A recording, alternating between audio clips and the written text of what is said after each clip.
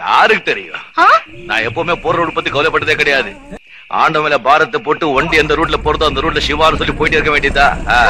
பெரிய பெரிய காடு தாண்டி, கடலை தாண்டி, மலையெல்லாம் தாண்டி தூரமா போற.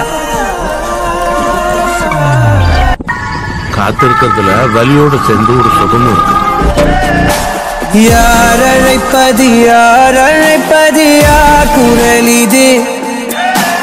காதருகினில் ஏன் ஒலிக்குது? பாதம் போகும் பாதை நானும் போக வந்தேனே. ஓ மேலே ஆசைப்பட்டு காத்து காத்து இது சொர்க்கமா